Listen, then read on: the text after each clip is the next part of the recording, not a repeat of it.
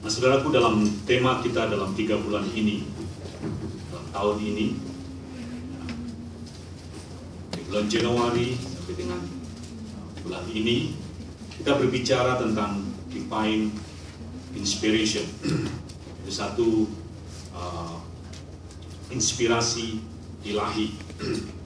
Nah, saya akan melanjutkan khotbah saya dalam beberapa minggu yang lalu. Saya akan bicara pagi ini, yaitu tentang absorbing spirit atau roh yang memiliki daya serap. Baik, saudara, itu sebelum kita buka ayat, saya ajak saudara kembali, boleh pakai berdiri lagi sambil ambil Alkitab. Kita perlu deklarasikan firman Tuhan.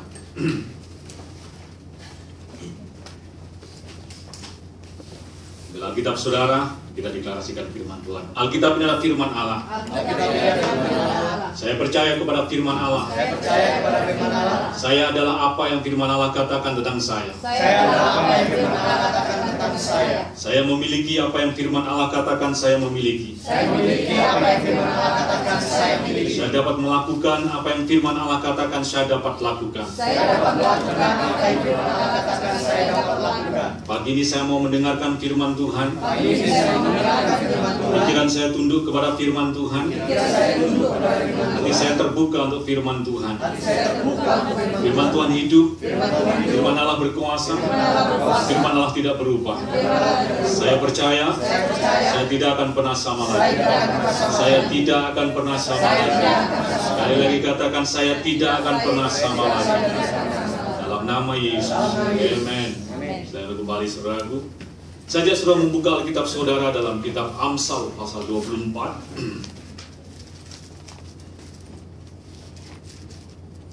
Kita akan baca ayat yang ketiga sampai dengan ayat yang ketujuh. Amsal pasal 24, ayat yang ketiga sampai dengan ayat yang ketujuh. Minggu yang lalu saya berbicara bahwa untuk kita bisa melihat satu inspirasi atau Tuhan menyatakan hal yang besar, bahwa doa, kehidupan doa itu membuat kita bisa menerima atau inspirasi daripada Tuhan. Jadi doa itu mencipta satu atmosfer untuk satu inspirasi ilahi. Mari saya jelaskan tentang jenis daripada doa. Ada 3 jenis doa, yaitu yang pertama adalah asking atau repetition atau permintaan. Yang kedua itu adalah knocks atau petition atau satu decrease. Yang ketiga yaitu seeking atau mencari atau satu fellowship atau satu komunion dengan Roh Kudus. Nah, saya akan lanjutkan khotbah saya dalam Amsal pasal 24. Kita akan baca ayat yang ketiga sampai dengan ayat yang keempat, ketujuh. Amsal pasal yang ketiga, Amsal pasal 24 ayat 3 sampai dengan ayat yang ketujuh. Dapat kita baca bergantian. Amsal pasal 24 ayat 3 sampai dengan ayat yang ketujuh. Dengan hikmat rumah didirikan, dengan kepandaian itu ditegakkan. Dan dengan pengertian kamar-kamar diisi dengan bermacam-macam harta benda yang berharga dan menarik. Orang yang bijak lebih berwibawa daripada orang kuat, juga orang yang berpengetahuan daripada orang yang tegap kuat. Karena hanya dengan perencanaan engkau dapat berperang, dan kemenangan tergantung pada penasihat yang banyak.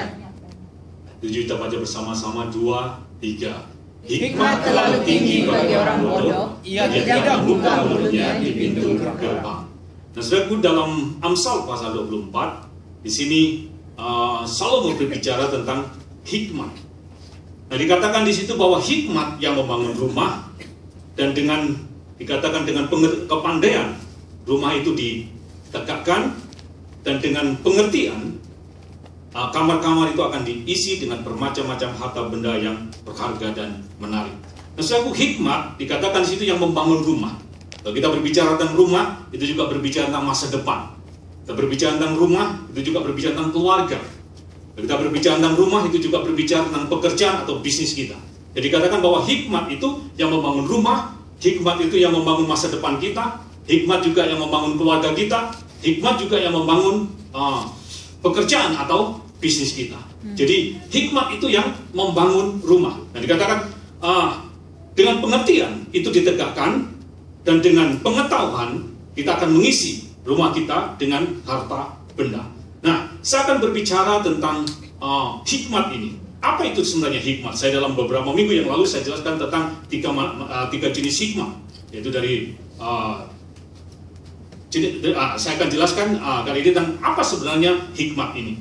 Nah, saudaraku, perkataan hikmat atau dalam bahasa Inggris wisdom, saya cari dalam kamus atau dari Wikipedia, dia katakan demikian. Wisdom itu adalah prudence atau prudence itu bijaksana. Wisdom diterjemahkan, wisdom itu prudence atau discernment atau insight. Itu dalam dari kamus dari Wikipedia dikatakan. Jadi wisdom atau hikmat itu adalah satu kebijaksanaan, adalah satu kecerdasan atau satu insight satu pengertian yang dalam, satu pemahaman atau satu pengertian yang dalam. Itu perkataan wisdom. Atau dalam wisdom itu juga diterjemahkan yang gampang diberikan ini. Wisdom itu adalah application of knowledge. Jadi wisdom itu adalah kemampuan untuk mempergunakan pengetahuan atau penerapan dari satu pengetahuan. Nah, ini dari terjemahan Wikipedia. Tapi saya ingin jelaskan kepada saudara apa sebenarnya hikmat itu. Nah, hikmat itu kalau kita lihat di dalam Alkitab ini, nah hikmat itu adalah satu divine inspiration. Hikmat atau wisdom itu adalah satu illumination atau divine illumination di dalam roh kita. Nah, di dalam Amsal pasal 24 tadi dikatakan bahwa dengan hikmat kita membangun rumah, dan dengan pengertian itu ditegakkan, dengan pengetahuan kita akan mengisi kamar-kamar dalam rumah kita. Jadi hikmat itu yang membangun. Perkataan pengertian bisa sedikit saya bawa saudara-saudara. Dikatakan dengan hikmat kamu membangun rumah, dan dengan pengertian itu ditekan. Perkataan pengertian di situ dalam terjemahannya, dalam terjemahan bahasa Inggrisnya dipakai kata skillful atau intelligent. Jadi dengan kebijaksanaan atau dengan kecerdasan, dengan satu pemahaman, dengan satu penerapan, rumah itu dibangun, masa depan kita dibangun, keluarga kita dibangun, bisnis kita dibangun. Tapi dengan dikatakan dengan satu keahlian atau intelijen, kita menegakkannya, dan dengan pengetahuan. Perkataan pengetahuan di situ ada kata tuning atau apa tuh? Cekatan ya, terampil. Perkataan tuning atau awareness, dengan satu kesadaran, dengan satu kecakapan, kita akan memenuhi atau mengisi rumah kita. Nah, saudaraku, tadi saya jelaskan apa itu sebenarnya hikmat. Hikmat itu adalah satu illumination atau divine illumination atau divine inspiration. Nah, coba saya bawa saudara dari kitab Ayub. Ini merupakan ayat tema kita dalam 3 bulan ini. Ayub pasal 32, ayat 8 dan ayat 9. Coba saudara lihat di sana sebentar. Ayub. Apa itu hikmat? Hikmat itu adalah divine inspiration atau divine illumination. Itu hikmat. Nah, kita lihat dalam Ayub pasal yang ke-32. Kitab Ayub sebelum kitab Mazmur. Ayub pasal 32, ayat yang ke-8 dan ayat yang ke-9.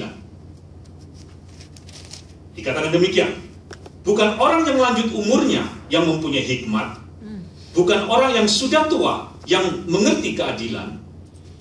Ayat 8, ayat 8 dulu.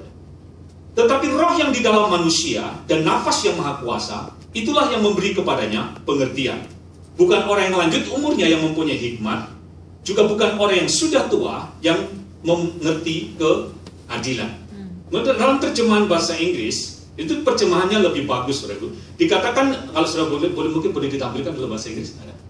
Dalam ayat yang ke-8, dikatakan di situ bahwa bukan karena orang sudah lanjut umurnya yang mempunyai hikmat, juga bukan orang yang sudah tua mereka yang mengerti keadilan, tetapi dikatakan roh yang di dalam diri manusia dan nafas yang maha kuasa, itulah yang memberi kepadanya pengertian. Perkataan nafas yang maha kuasa, dalam bahasa Inggris lebih jelas sedikit, dikatakan begini, but there is a spirit in man, and the inspiration of the Almighty give them understanding. Jadi perkataan di situ adalah apa? Divine inspiration. Kembali ke ayat 8. Inspiration of the Almighty. Jadi perkataan di situ bahwa pengertian itu datang oleh karena apa? Inspiration dari Tuhan yang Maha Kuasa atau dari Tuhan. Jadi perkataan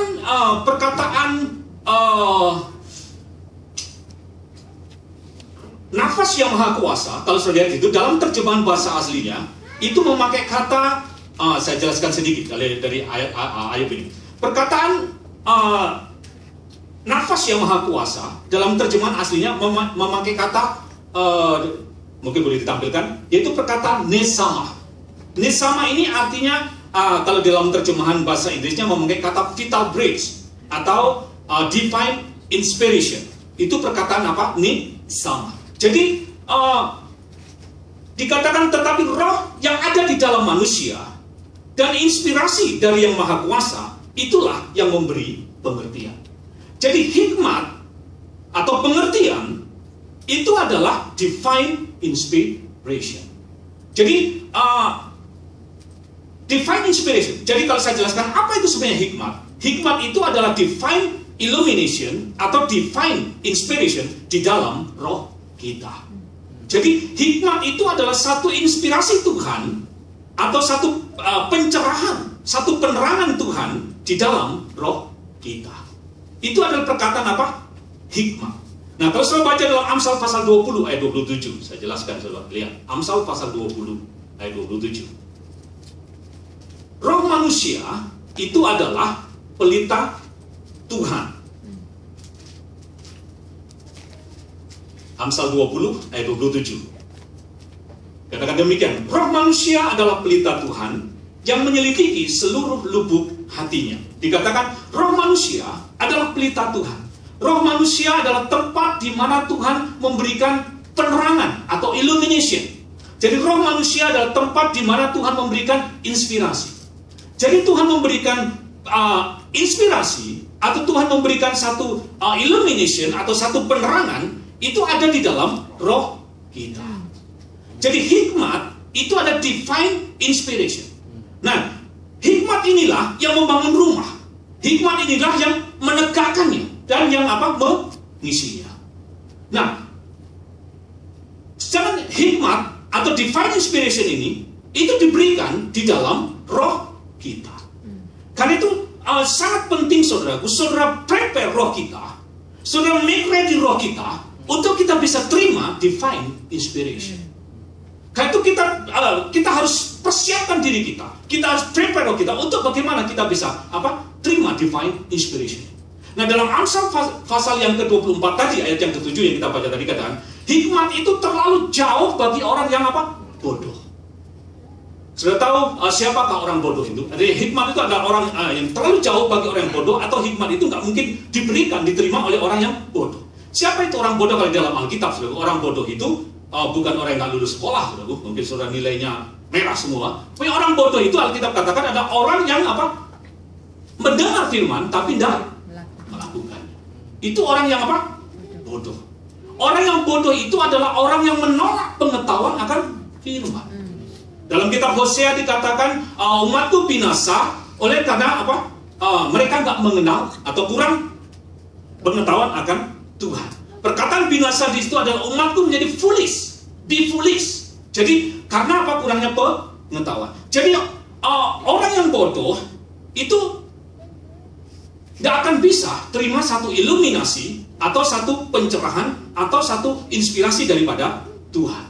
Nah, kalau saya bisa menjelaskan dari tiga minggu yang lalu saya berbicara, orang yang bodoh itu orang yang rohnya itu tidur. Orang yang rohnya itu tidak berjaga-jaga, tidak siap untuk menerima hikmat. Karena itu kita harus prepare roh kita. Kita harus buat roh kita itu siap untuk kita menerima inspirasi daripada Tuhan. Nah, bagaimana kita bisa peka atau kita bisa tanggap, kita bisa absorb inspirasi daripada Tuhan. Jadi itu sangat penting di sini. Manusia roh saudara itu harus hidup. Manusia roh kita itu harus kuat. Amen. Jadi untuk saudara bisa terima atau tanggap atau absorb dengan inspirasi daripada Tuhan, roh saudara harus hidup. Roh saudara harus kuat. Roh saudara harus dibangun. Nah, saya akan jelaskan kepada saudara bagaimana saudara bisa punya roh yang absorb ini. Bagaimana saudara bisa punya roh yang tanggap, roh yang bisa menangkap inspirasi daripada Tuhan ini. Nah, kembali saya jelaskan sedikit saudaraku, saya mengulang kembali ini untuk saudara mengerti. Nah, saudaraku, roh kita harus tanggap. Nah, saudara tahu manusia itu adalah roh yang memiliki jiwa dan tinggal di dalam tubuh. Jadi manusia roh itu adalah manusia itu adalah roh yang memiliki jiwa dan tinggal di dalam tubuh. Jadi manusia yang sebenarnya itu adalah roh yang memiliki jiwa. Jiwa itu adalah sifat daripada manusia atau karakter daripada manusia dan tinggal di dalam tubuh. Manusia bukan jiwa, manusia bukan tubuh, tapi real manusia itu adalah roh. Jadi diri kita yang sebenarnya itu adalah roh. Saja saudara untuk mengucapkan bersama-sama. Saya adalah roh. Saya adalah roh yang memiliki jiwa. Dan tinggal dalam tubuh. Sekali lagi. Saya adalah roh. Yang memiliki jiwa. Dan tinggal dalam tubuh. Jadi roh manusia itu adalah manusia sebenarnya itu adalah roh. Nah, dalam Amsal tadi dikatakan bahwa roh manusia itu adalah pelita Tuhan. Jadi roh saudaralah yang bisa menerima inspirasi daripada Tuhan. Karena itu untuk saudara bisa terima hikmat Tuhan, roh saudara harus peka, roh saudara harus tajam, roh saudara harus hidup, roh saudara harus kuat. Bahkan kalau saya katakan, roh saudara itu harus bisa mengkontrol jiwa dan tubuh saudara.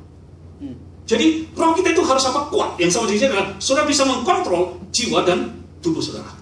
Nah, saya akan jelaskan sedikit manusia yang triotomi ini. Ini sangat ini saudara, saya mau saudara sampai mengerti di sini.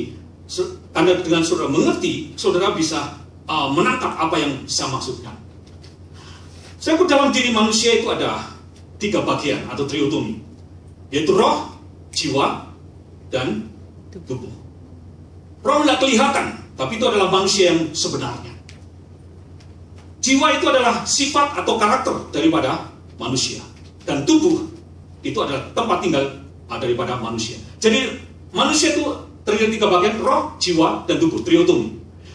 Roh manusia itu berinteraksi atau connect dengan areal roh, dengan areal yang tidak kelihatan.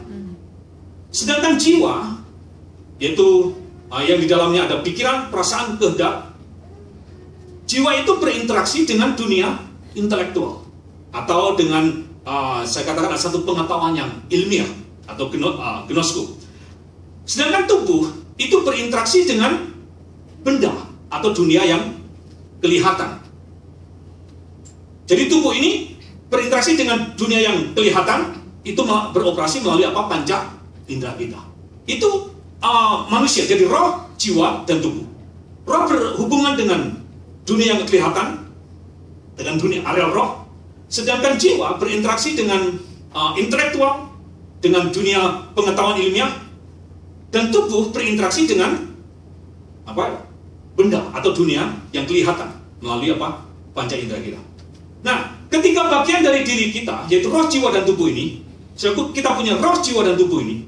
Untuk saudara bisa peka, saudara 3 bagian daripada diri kita, yaitu roh, jiwa, dan tubuh kita, itu harus dikerjakan, harus dibangun untuk saudara bisa peka dengan suara atau pimpinan daripada Tuhan. Jadi kalau saudara mau bisa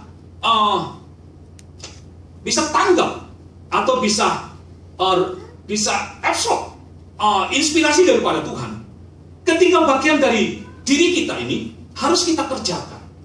harus kita bangun. Nah, saya akan jelaskan kepada saudara bagaimana caranya kita bisa mengerjakan atau membangun triotomi dari diri kita ini, dari manusia ini. Nah, saya akan ajak saudara untuk lihat dalam Roma pasal 12. Roma pasal 12. Bagian yang pertama yang perlu kita kerjakan itu adalah tubuh kita. Coba kita lihat dalam Roma pasal 12 ayat 1 dan ayatnya yang kedua. Coba kita lihat di sini.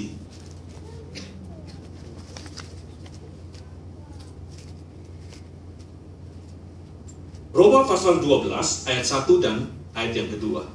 Dikatakan demikian, karena itu saudara-saudara, demi kemurahan Allah, aku menasihatkan kamu, supaya kamu mempersembahkan tubuhmu sebagai persembahan yang hidup, yang kudus dan yang berkenan kepada Allah.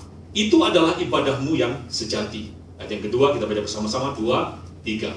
Janganlah kamu menjadi serupa dengan dunia ini, tetapi berubahlah oleh pembaruan budimu, sehingga kamu dapat membedakan manakah kehendak Allah, apa yang baik, yang berkenan kepada Allah, dan yang sempurna.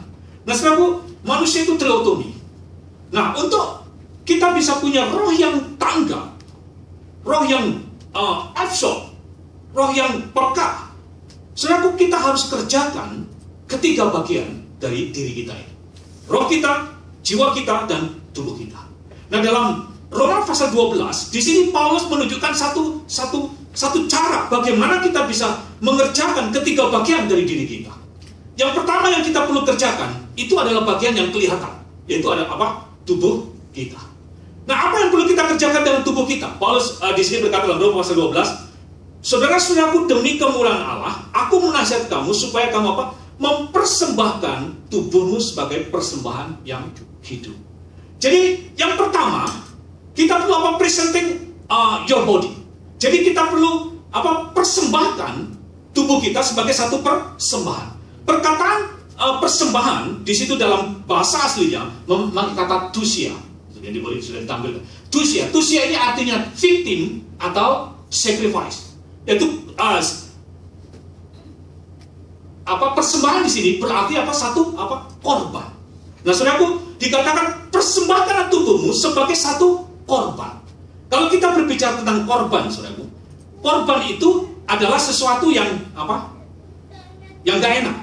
Sesuatu yang sakit, sesuatu yang menyakitkan. Kalau kita berbicara tentang korban, kalau persembahan itu tidak terlalu sakit karena kita memberi dari apa yang kita ada. Tapi kalau kita berbicara tentang korban itu adalah sesuatu yang tidak enak, sesuatu yang tidak menyenangkan, sesuatu yang sakit. Itu perkataan korban. Nah, dikatakan persembahkan tubuhmu sebagai satu korban. Jadi sebagai satu saya ingin jelaskan sini. Saudara tahu tubuh, di dalam tubuh itu yang ada itu adalah keinginan atau desire, kemauan. Yang ada dalam tubuh itu hanya pleasure, kenikmatan, keinginan, kenikmatan, dan yang satunya lagi yang diingini tubuh itu entertain. Itu tubuh. Tubuh itu mau pleasure, mau kesenangan, mau entertain, mau hiburan. Itu yang diingini oleh tubuh. Jadi, nah, ini keinginannya tubuh. Kesenangan, entertain, atau juga kenikmatan. Nah, satu keinginan tubuh itu selalu berlawanan dengan keinginan roh. Nah, karena itu Paulus katakan persembahkan tubuhmu sebagai satu korban. Saudara, keinginan, tadi saya jelaskan, tubuh itu yang ada hanya desire, pleasure, sama entertain. Nah, keinginan tubuh ini selalu berlawanan dengan keinginan roh.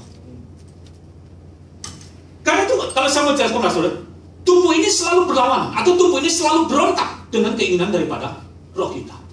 Nah, dalam Matius pasal 26, Yesus berkata begini, berjaga-jagalah dan berdoalah, karena roh itu penurut, tetapi daging itu lemah. Perkataan di situ, roh itu penurut, tapi daging itu berontak. Dalam terjemahan yang sehari-hari. Jadi tubuh itu yang ada itu hanya keinginan, kesenangan, Yang ada itu, yang dimaui hanya apa? Pleasure. Dan keinginan tubuh ini berlawanan dengan keinginan roh kita. Nah, karena itu Paulus berkata, persembahkan tubuhmu sebagai satu korban. Jadi tubuh kita yang ada itu hanya mau kesenangan, mau keinginan, maunya itu entertain, itu harus dipersembahkan sebagai satu korban. Jadi artinya begini, saudara. Sudah tahu bahwa tubuh ini selalu berlawan dengan roh dan tubuh ini selalu berontak. Saya berikan satu contoh. Kalau saudara mau berdoa, ini yang saya biasanya alami. Kalau kita mau berdoa, saudara, roh kita mau. Tetapi bagaimana dengan tubuh kita? Saudara bangun pagi, saudara mau berdoa gitu. Setiap waktu saudara mau berdoa, ada saja reaksi daripada tubuh. Betul enggak? Atau salah? Tapi kalau pengalaman saya, betul. Saudara, kalau kita mau berdoa, biasanya tubuh ini selalu apa? Bereaksi. Dan dia biasanya selalu apa? Berlawanan. Dia akan berontak kalau kita ajak apa? Berdoa. Jadi apa yang dimau kalau kita mau coba berdoa, tubuh ini mau apa? Santai. Mau santai. Sebentar lagi. Mau paling-paling dulu. Saya itu kan biasa seperti itu. Nah, itu tubuh itu selalu apa? Berontak. Atau kalau enggak, sudah sementara berdoa, saya tiba-tiba orang rasanya haus. Itu saya sering alami. Jadi kalau kita yang sebenarnya tiba-tiba haus, kita pengen cari minum. Saya kalau enggak lebih tubuh itu selalu apa? Dia selalu mencari sesuatu. Kalau enggak, perut kita mulai apa? Lapar. Selalu itu apa? Itu tubuh. Jadi tubuh ini selalu berlawan dengan keinginan roh. Kalau kita mau melakukan kita berdoa, biasanya tubuh selalu bereaksi. Kalau enggak, kita ingin saja apa? Waktu kita mau berdoa, kita ingin melihat sesuatu. Mungkin kita lihat SMS telepon enggak ya? Atau kita lihat iPad kita enggak ya? Atau kita mau coba buka berita sebentar. Itu apa? Kalau kita mau berdoa, selalu tubuh itu bereaksi. Atau kalau enggak, saudaraku, tubuh ini, kalau saudara mau berdoa, biasanya ada satu reaksi, dan tubuh ini sudah mau melakukan yang lainnya, pokoknya bukan berdoa. Kalau mungkin saudara disuruh ngangkat barang, saudara dipilih ngangkat barang daripada berdoa. Benar atau salah? Saudara, itu reaksi daripada apa? Tubuh kita. Jadi, saudara, roh itu penurut, tapi tubuh itu berontak. Nah, karena itu Paulus katakan, demi kemurahan Allah, persembahkanlah tubuhmu sebagai satu persembahan, sebagai satu korban. Jadi, satu korban itu sesuatu yang sakit, sesuatu yang tidak menyenangkan. Karena itu, saudara, kita harus persembahkan tubuh kita. Saya berikan contoh yang lain, saudara. Tubuh kita seluruh. Saya berikan contoh yang sederhana. Kalau saudara berdoa, biasanya tubuh bereaksi. Kalau contoh yang lain, kalau saudara mau baca Alkitab, jujur. Kalau saudara mau baca Alkitab, saudara, waktu saudara mau baca Alkitab, tubuh saudara pasti bereaksi. Kalau enggak, tiba-tiba apa? Muak. Padahal kalau saudara nggak baca Alkitab, saudara nggak muak. Tapi kalau baca Alkitab, kita kayak itu ada orang selalu dijadikan, kalau nggak bisa tidur, baca Alkitab. Saudara, tubuh ini, dia selalu berontak. Tapi roh itu karena itu, apa yang harus kita lakukan, saudara? Kita harus kerjakan tubuh kita. Nah, bagaimana kita kerjakan tubuh kita? Kita harus persembahkan sebagai satu korban. Artinya kita harus sangkal, kita harus lawan, kita harus kuasai. Karena itu Paulus berkata demikian, aku melatih tubuhku dan berusaha untuk menguasainya. Under subjection. Jadi, tubuh kita itu harus kita latih dan kita harus kita kuasai. Jadi, saudara tidak bisa mengikuti keinginan daripada tubuh saudara. Karena itu dalam Matius pasal yang ke-16 Yesus berkata, barang siapa mengikut aku, ia harus menyangkal dirinya dan memikul salibnya. Bukan salibnya Yesus, salib diri kita. Jadi kita harus menyangkal tubuh kita, kita harus kita menyangkal keinginan kita mematikan daging kita kuasai tubuh kita. Itu ada cara untuk kita untuk kita menguasai tubuh kita. Jadi tubuh kita itu harus kita kerjakan. Kita harus kuasai, kita harus taklukkan, saudara. Jadi saudara nggak bisa mengikuti keinginan tubuh saudara. Kita harus menyangkalnya. Kita harus menyalibkannya. Untuk saudara dan saya bisa bangun sehingga saudara bisa punya roh yang bisa absorb, saudara. Karena kalau tubuh kita itu nggak kita kerjakan, saudara tahu bahwa tubuh ini selalu berontak dengan roh kita.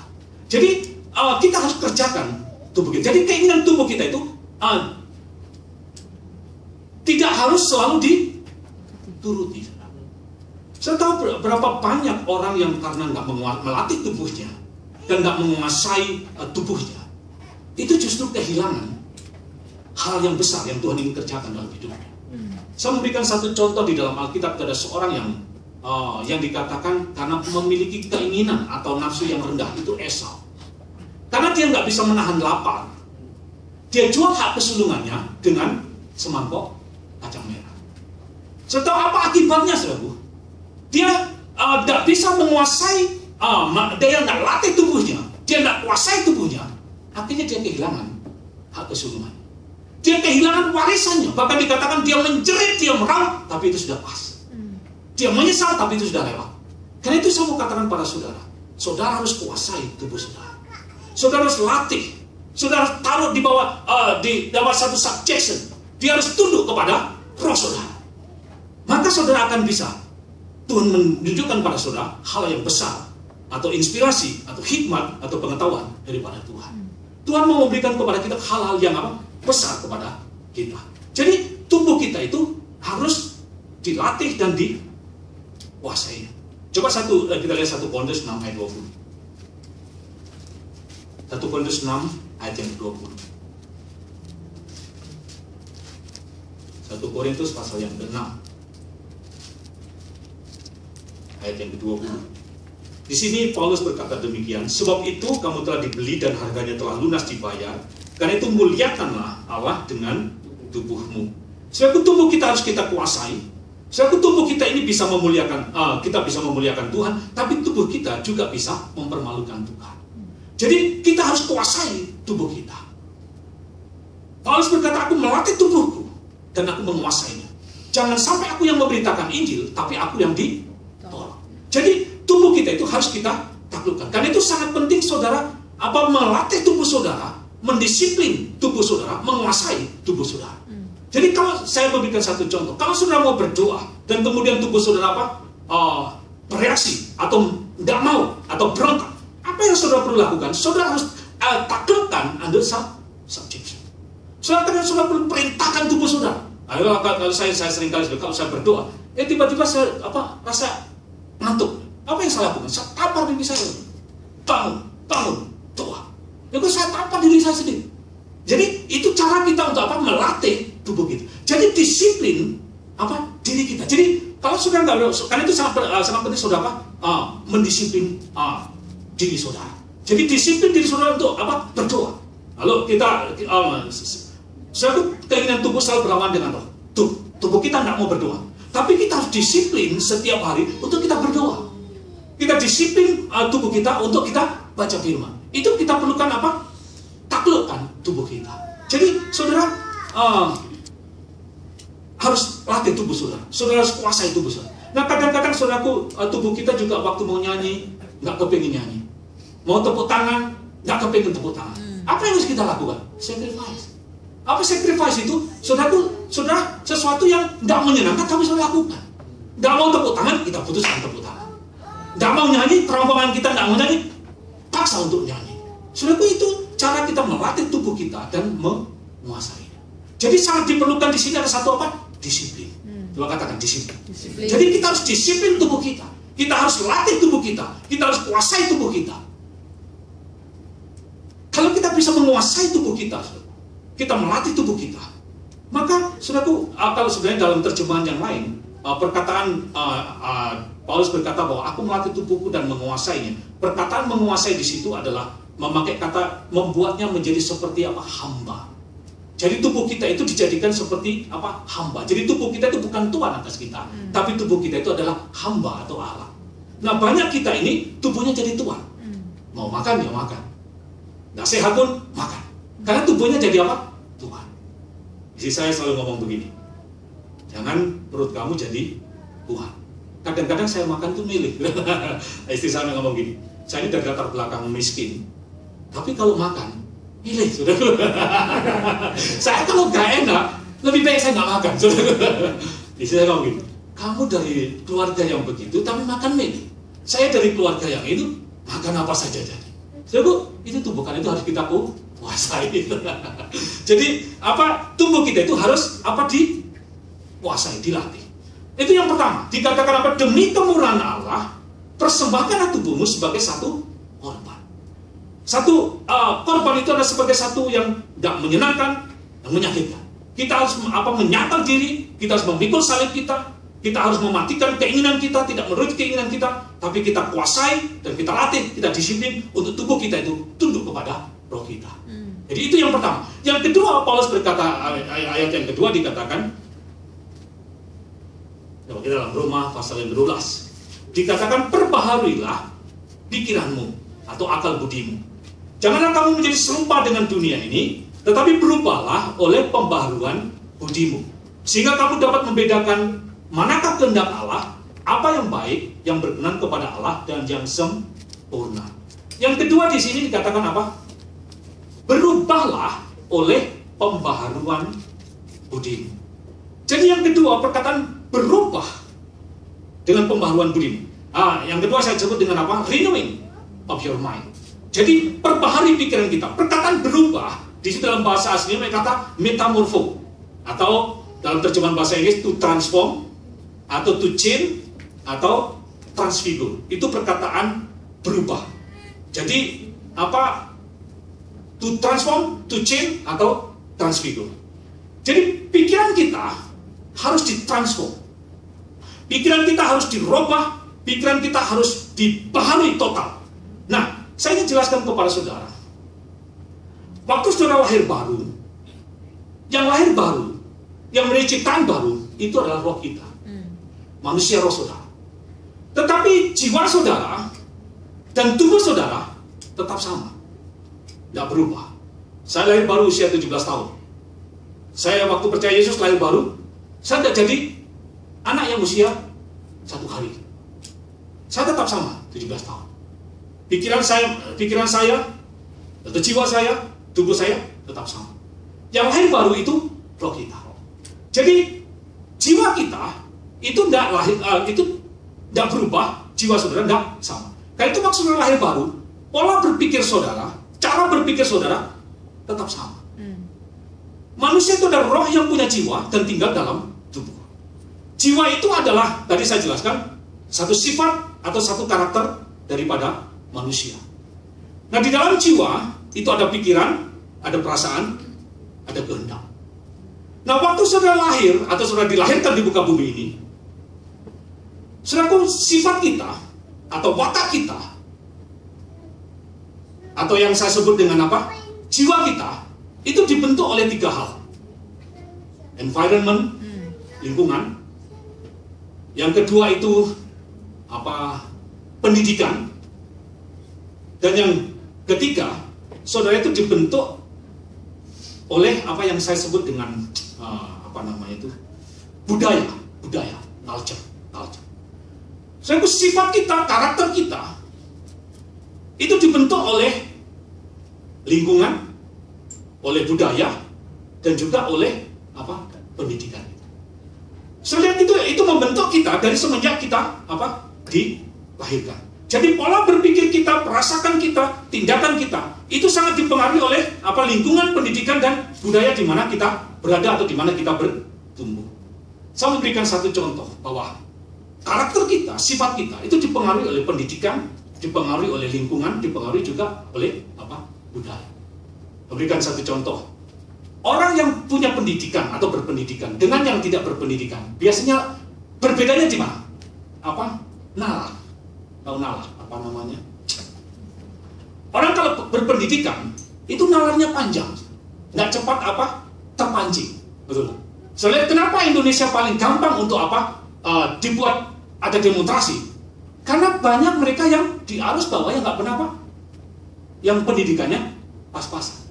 Karena itu mudah terpancing, nalarnya pendek, cepat disuruh. Wah, ini karena mungkin sekarang ini Jokowi ini karena banyak dipengaruhi oleh Megawati, jadi keputusannya mulai nggak senang sama Jokowi. Jadi gampang dipengaruhi, tidak berpikir kenapa dia bisa begitu, kenapa itu kita kalau kita terdidik atau kita berpendidikan, kita punya nalar itu lebih panjang. Jadi karena Karena itu tindakan kita, watak kita, karakter kita, itu sangat dipengaruhi. Pendidikan itu akan apa? Mempengaruhi kita. Karena itu kita perlu apa? Pendidikan. Jadi, yang saya berikan contoh yang lain. Bahwa culture bisa mempengaruhi kita. Saya tunjukkan bedanya. Orang Jawa Timur sama orang Jawa Tengah, beda tuh, beda. Orang Surabaya, orang Surabaya, itu ceplos-ceplos. Orang bilang apa? Terus terang. Tapi orang Solo enggak, saudara. Kalau orang Solo itu dia kalau enggak suka, itu disimpan. Itu dipendam, saudara. Kalau saudara keinjak, mungkin orang Surabaya bilang apa? Matamu di mana? Tapi kalau orang Solo, Mas, kakiku sih digawe. Saudara, apa orang Solo dengan orang Jawa itu budaya itu bisa mempengaruhi. Karena saudara lihat, saudaraku, kenapa pernah terjadi satu demonstrasi di Solo yang itu tidak seperti di tempat yang lain. Itu demonstrasi atau kerusuhan di Solo, itu kerusuhan yang paling mengerikan. Kenapa? Padahal orang Solo itu disebut apa? Halus-halus. Tapi saudara lihat, halus-halus tapi banyak disimpan, saudaraku. Karena itu ketika disulut, wah itu dia punya dendam itu dilampiaskan. Saudara lihat kerusuhan yang paling parah itu di mana? Solo. Sebab itu apa budaya itu bisa apa? Bentuk apa? Watak kita. Dan juga saya dikatakan pendidikan, terus budaya itu bisa apa? Membentuk kita. Nah, saya ingin jelaskan kepada saudara. Lingkungan jelas, saudara. Kalau lingkungan itu berpengaruh yang paling besar. Saya berikan satu contoh. Kalau saudara lahir dari keluarga yang sopan, saudara pasti sopan. Ya kan? Kalau saudara dari keluarga yang orang bilang itu apa? Bahasa Ibraninya berangasan, ya pasti kita urakan, saudara. Jadi apa lingkungan itu pengaruhi kita. Saudara lihat, saudara dibesarkan di kampung. Saya di kampung. Orang di kampung itu rata-rata kurang pendidikan. Dan biasanya karena kurang pendidikan, kata-katanya kasar. Saudara lihat, karena dibentuk di sana, kita bisa apa? Kalau kita dibesarkan di lingkungan yang kasar atau suka mesu, tahu mesu ya? Tahu nih, mesu itu bahasa Jawa. Jadi kalau saudara di dalam lingkungan seperti itu, saudara pasti seperti itu. Saya bersyukur, saudara. Walaupun keluarga saya miskin, orang kampung, tapi keluarga saya punya ini. Satu hal yang tidak diizinkan dari keluarga saya, kita nggak boleh mesu. Jadi nggak boleh, karena itu nggak pernah keluar dari mulut kita. Kalau kita kadang-kadang kita lupa. Seperti mau ngomong kamu ini kurang ajar. Kalau kita ngomong orang kurang ajar, mau saya langsung apa? Taruh di apa? Ceret atau ditaruh cili. Kita biasanya karena nggak mau, kalau kita nggak mau berubah gitu. Biasanya otomatis karena tidak boleh, jadi kita robah. Oh kurang asem. Jadi mau ngomong kurang ajar, kita robah loh, kurang ajar. Nah itu membentuk kita, daripada kita mikir, akhirnya kita nggak ucapkan. Jadi saudara tahu bahwa lingkungan itu mempengaruhi kita. Jadi, nah saudaraku, jiwa kita atau watak kita itu dipengaruhi oleh lingkungan, pendidikan atau budaya di mana kita dibesarkan, di mana kita berada. Nah, ketika saudara dilahirkan, saudara tahu kita ini dilahirkan di dalam dunia yang sudah jatuh, dalam dunia yang sudah apa? Rusak. Karena itu watak kita atau jiwa kita atau pikiran kita itu sudah terkontaminasi, terpolusi dengan dunia ini. Jadi pikiran saudara ini apa? Karena itu kalau saudara lihat, saudara, banyak dari pola berpikir kita yang tidak sejalan atau bahkan berlawanan dengan Tuhan. Karena itu dalam Yesaya pasal 55 dikatakan begini, rancanganku bukan rancanganmu, dan jalanku bukan jalan. Atau kalau dalam terjemahan, tapi dalam terjemahan bahasa Inggris sebenarnya, my thoughts is not your thoughts. Jadi pikiranku bukan pikiran. Saudara, karena kita dilahirkan dalam dunia yang sudah jatuh, dalam dunia yang sudah rusak, maka pola berpikir kita itu sudah terpolusi. Pikiran kita itu sudah terkontaminasi. Dan banyak dari cara kita berpikir, dari pola kita berpikir yang tidak sejalan dengan Tuhan, atau yang berlawanan, atau yang tidak sejajar dengan apa? Firman Tuhan. Karena itu Paulus berkata, waktu kamu lahir baru, rohmu baru, tapi jiwamu, pikiranmu, tubuhmu itu tetap sama. Karena itu yang perlu kamu lakukan adalah persembahkan tubuhmu sebagai satu korban, sebagai satu persembahan Dan kemudian pikiranmu itu perlu perlu ditransform, perlu dirubah. Itu pikiran kita. Jadi pikiran kita itu perlu ditransform. Nah, saya jelaskan sedikit, saudara, bahwa pikiran kita itu sudah terpolusi, pikiran kita itu sudah terkontaminasi. Dan banyak dari pikiran kita yang nggak sejalan dengan firman Tuhan. Bahkan kalau saudara lihat, saudara, serta pikiran kita itu dibentuk, banyak dipengaruhi atau dibentuk oleh panca indera kita, pada five sense kita. Karena itu pikiran kita itu hanya bisa menerima sesuatu yang make sense, sesuatu yang masuk akal. Ketika sesuatu itu tidak masuk di akal, sesuatu itu tidak berdasarkan fakta, tidak real, kita tidak bisa menerimanya. Nah, karena itu, karena pikiran kita sudah dibentuk oleh sesuatu yang berdasarkan apa yang kita lihat, sesuatu yang make sense, maka seringkali kalau pikiran kita itu tidak bisa sejalan dengan Tuhan atau dengan firman. Karena kalau sudah lihat, saudaraku, firman Tuhan itu seringkali, saudaraku, itu unbelievable. Dan bahkan firman Tuhan seringkali sesuatu yang impossible. Nah, kalau pikiran kita tidak di-renew, maka pikiran kita itu nggak bisa terima firman. Semua firman kalau sudah pelajari itu unbelievable. Itu sulit dipercaya. Nggak make sense. Dan semua firman itu banyak yang itu impossible. Nah, karena itu kalau pikiran kita nggak renew, kita nggak akan bisa sejalan, nggak akan bisa menerima firman itu. Saya memberikan satu contoh. Waktu Tuhan berkata kepada Abraham, waktu dia hari tuanya, dikatakan begini, istrimu akan mengandung. Saya kebayangkan Sarah itu sudah mandul, udah mati haid, udah nggak mungkin secara akal atau nggak make sense kalau dia bisa punya anak. Waktu Tuhan berbicara kepada Abraham, Sarah akan mengandung. Sarah itu mendengar dari bilik dia mendengar. Waktu Sarah mendengar apa yang dilakukan, apa reaksi daripada Sarah? Tertawa aja aku. Lucu ini. Orang nggak lucu ini. Udah nggak mungkin ini saya sudah mati haid, udah mandul, nggak bisa, sudah tua, nggak mungkin saya bisa punya anak. Sebab firman Tuhan itu selalu unbelievable, dan sesuatu yang impossible. Karena itu Sarah tertawa, nggak mungkin. Terus kemudian Tuhan berkata, Sarah, kenapa kamu tertawa? Terus dia dapat, enggak Tuhan, saya enggak tertawa. Enggak, saya tahu kamu tertawa. Sebab firman Tuhan itu unbelievable dan impossible. Saya memberikan contoh yang lain. Gideon. Waktu Tuhan berkata kepada Gideon, hai engkau pahlawan yang gagah perkasa. Apa jawaban dari Gideon? Siapa aku ini? Saya dari suku yang paling kecil, orang dari kampung, tidak terdengar. Kamu bilang aku gagah perkasa. Kau yang akan bebaskan Israel dari musuh. Sebab Tuhan berbicara sesuatu yang impossible, yang unbelievable. Karena itu Gideon dia berkata kepada Tuhan begini, Tuhan, kalau memang kamu suruh aku, ya buktikan Tuhan. Ini aku ada ada bulu kambing. Kalau memang benar Tuhan suruh aku taruh bulu kambing ini di depan, dan kalau pada waktu pagi aku lihat bulu kambing ini tetap kering dan sekelilingnya basah, dan itu Tuhan suruh aku. Itu tanda apa? Nggak percaya.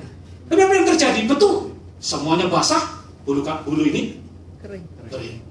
Masih dia nggak percaya. Tuhan itu kalau ngomong itu sulit untuk dipercayai. Karena pikiran kita sudah, kalau orang Jawa bilang karaten. Karena itu perlu di-rinci. Nanti saya akan jelaskan. Jadi terus kemudian dia ngetes sekali lagi. Itu bukti kalau memang nggak percaya. Memang firman Tuhan sulit dipercaya. Kalau saudara nggak percaya itu, saya mengerti. Tapi kita perlu di-rinci. Nah, Gideon berkata lagi, Tuhan sekarang satu kali lagi.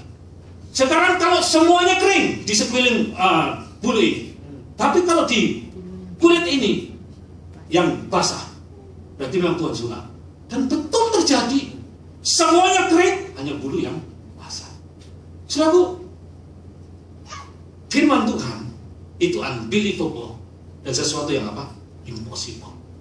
Karena itu pikiran kita itu, karena kita sudah diset, sudah dibentuk oleh sesuatu yang make sense, maka ketika kita dengarkan firman Tuhan, seringkali kita sulit untuk mempercayai. Bahkan seringkali kita itu, ya katakanlah, nggak percaya. Tapi saya mau jelaskan pada saudara-saudara, pikiran kita, ini, Yesaya tadi katakan, terlalu jauh pikiranmu sama pikiranmu. Sebenarnya pikiran kita ini hanya sebatas kepada sesuatu yang apa? Bergerak di area yang apa? Kelihatan. Atau di area yang saya bilang itu area yang apa? Mungkin. Itu pikiran kita. Dia itu hanya terbatas pada area yang kelihatan, pada area yang mungkin.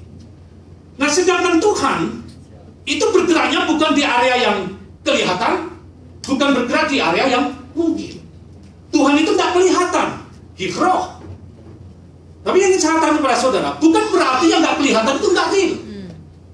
Dalam Ibrani pasal 11 dikatakan begini, segala sesuatu yang kelihatan terjadi dari yang tidak kelihatan.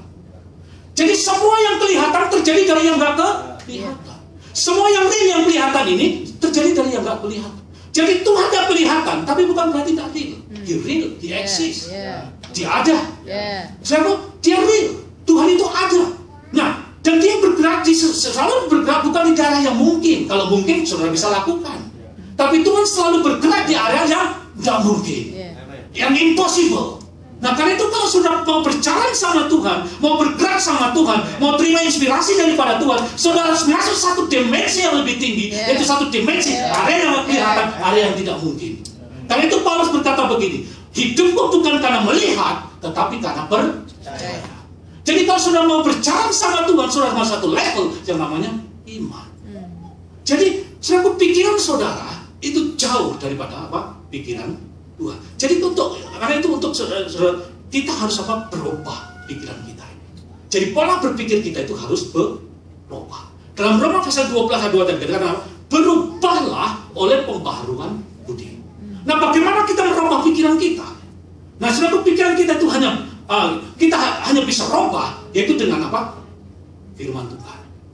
Firman Tuhan itu adalah pikiran Tuhan, perasaan Tuhan, dan kehendak Tuhan yang diucapkan. Firman Tuhan itu adalah pikiran Tuhan, perasaan Tuhan, kehendak Tuhan yang dituliskan. Itu pikiran, perasaan, kehendak Tuhan. Nah, untuk pikiran kita bisa sejajar, atau bisa ngimbangin, atau kita bisa inline sama pikirannya Tuhan, kita harus isi pikiran kita harus rubah pikiran kita dengan pikirannya Tuhan. Karena itu kita perlu firman Tuhan. Firman Tuhan digambarkan dalam Alkitab seperti air, firman Tuhan digambarkan seperti api. Firman Tuhan itu bisa membasuh pikiran kita yang kotor, bisa membakar pikiran kita yang sudah karat. Dan dalam Ibrani pasal 4 dikatakan firman Tuhan itu lebih tajam daripada pedang bermata dua mata. Karena itu dikatakan dia bisa memisahkan roh dan jiwa kita. Mana itu keinginan roh, mana itu keinginan pikiran, itu bisa dipisahkan. Jadi pikiran yang berlawanan dengan roh itu bisa dipisahkan dengan apa? Firman Tuhan. Karena itu pikiran kita harus dibaharui dengan apa? Firman Tuhan. Karena itu sangat penting saudaraku merenungkan firman Tuhan. Yosua berkata pasal pertama ayat 8, renungkanlah firman Tuhan itu siang dan malam, supaya kamu bertindak hati-hati dan kamu perjalananmu akan berhasil. Saudara, ketika kita merenungkan firman Tuhan, pikiran kita dibasuh, pikiran kita dicuci, pikiran kita itu dipisahkan, dan pikiran kita itu dipertajam. Saudara tahu bahwa ketika saudara merenungkan firman Tuhan, dan firman Tuhan itu akan apa? Membentuk pikiran kita. Jadi pikiran kita itu harus dirubah, harus metamorfo, harus ditransform, harus ditransfigur dengan apa? Firman Tuhan. Nah, kalau kita rubah pikiran kita merenungkan firman Tuhan, maka pikiran kita akan dibaharui. Karena itu sangat penting saudara merenungkan firman Tuhan siang dan malam. Dalam Mazmur pasal pertama dikatakan, berbahagialah mereka yang tidak duduk di kumpulan pencemooh, karena itu akan membentuk pola berpikir saudara. Tapi yang kesukaannya adalah apa? Renungkan firman Tuhan siang dan malam. Jadi, saudara, pikiran kita harus dirubah. Yang pertama, tubuh kita harus ditaklukkan under subjection. Kita harus latih, kita harus kuasai. Dan yang kedua, jiwa kita itu harus dibaharui. Nah, yang ketiga, yang terakhir, saudara. 10 menit. Yang ketiga, tubuh kita dipersembahkan, pikiran kita dibaharui. Nah, bagaimana dengan roh kita? Yang kita harus lakukan, kita harus develop. Kita harus bangun. Saya sudah pernah sharekan ini, bisa ingin jelaskan sedikit lagi, karena ini hal yang penting. Jadi roh kita itu harus dibangun. Bagaimana kita develop roh kita? Matius pasal yang keempat dikatakan manusia hidup bukan hanya dari roti, tapi dari setiap apa? Firman yang keluar dari mulut Allah. Jadi roh kita harus dibangun, roh kita harus dikasih makan. Dengan apa? Firman Tuhan. Jadi kita harus makan firman Tuhan. Sebenarnya kalau kita berbicara tentang makan, istri saya ada sempat sharing, saya akan sharekan sedikit. Kalau kita berbicara tentang makan, apa yang kita perlukan dengan makan? Yang pertama, kita harus apa? Daily, setiap hari. Ada di sini yang makan 1 minggu sekali. Yang kedua, kita harus makan makanan yang apa? Fresh, atau bahkan yang organik. Yang ketiga, kadang-kadang kita harus makan yang kita perlu tahu apa kadar kalorinya. Itu untuk makan. Jadi, saudaraku, kita harus makan. Nah, karena itu untuk makanan kita adalah firman Tuhan. Nah, kita perlu kita perlu makan atau kita perlu merenungkan firman itu daily. Coba katakan daily. Bukan 1 minggu sekali, saudara.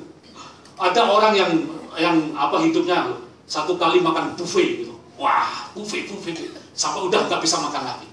Terus udah besoknya nggak makan, lusa nggak makan, habis lusa nggak makan, sampai 1 minggu kemudian. Buffet lagi. Coba saudara lakukan seperti itu, saudara nggak akan sehat. Jadi banyak orang seperti itu, saudara. Minggu buffet, tapi hari lain puasa. Saudara, banyak kita seperti itu. Saudara, kita makan harus daily. Karena dikatakan Paulus berkata begini. Dikatakan biar manusia dagingku ini semakin merosot, tapi manusia batiniaku dibaharui dia apa? Sehari ke sehari. Jadi perlu daily. Orang merenungkan firman Tuhan siang dan malam. Kesukaannya adalah Taurat Tuhan siang dan malam. Jadi kita harus makan daily, setiap hari makan. Jangan puasa, saudara. Untuk puasa daging boleh, saudara, melatih tubuh puasa boleh. Tapi roh nggak bisa puasa. Karena saudara tahu roh itu kalau daging ini nggak dikasih makan, dia apa? Lapar. Tapi kalau roh saudara nggak kasih makan, dia apa? Lemah. Dan kalau saudara kasih makan, roh saudara itu akan semakin haus. Jadi karena itu kelaparan rohani itu ditentukan oleh apa? Berapa banyak saudara makan. Semakin saudara makan firman, semakin lapar. Tapi kalau saudara nggak makan, nggak lapar. Karena itu roh saudara nggak bisa absorb. Waktu firman Tuhan disampaikan, ngomong apa ya? Nggak ngerti. Kan rohnya nggak bisa absorb. Tapi kalau roh kita hidup, roh kita menyala, roh kita bisa apa? Absorb. Orang ngomong apa saja, nggak perlu pakai ilustrasi. Amen. Amen. Itu orang absorb. Jadi kalau kita bicara makan, kita harus apa? Daily. Kita harus apa? Setiap hari. Nah, bicara makan juga kita perlu apa? Makan yang apa? Tadi saya katakan yang fresh, atau bahkan sekarang orang makan yang apa? Organik. Kalau kita mau sehat, kita harus makan yang fresh. Bukan makan makanan yang apa? Canned food. Ya. Makanan kaleng. Banyak orang yang suka makan makanan yang kaleng. Saya suka mie sedap, saudara. Tapi nggak bisa makan mie sedap setiap hari. Saudara, banyak orang suka instant food atau makanan kaleng. Saudara, makanan kaleng atau instant food itu banyak preservatifnya. Pasti nggak sehat untuk kita. Kalau kita mau sehat, kita harus makanan yang fresh. Bukan dikaleng sama orang lain. Banyak kita kan suka dikaleng sama orang lain terus kita makan. Maunya kita terima apa? Jadi terima bersih. Kan begitu. Kita harus apa? Makan yang fresh. Makan yang fresh. Karena itu kita perlu apa? Cari sendiri. Gali sendiri. Saudara, baca firman, renungkan firman. Yang fresh. Jangan yang sudah dikaleng orang, di packing bagus-bagus, 1, 2, 3, ilustrasi bagus, terus dikasih makan. Saudara, itu boleh sekali-sekali, saudara. Tapi saudara daily, saudara perlu cari yang fresh. Cari yang organik. Saudara, apa yang organik? Organik itu sesuatu yang memang dari Alkitab itu sendiri, saudara gali. Jadi kita perlu yang apa? Yang fresh. Saya waktu di Amerika semua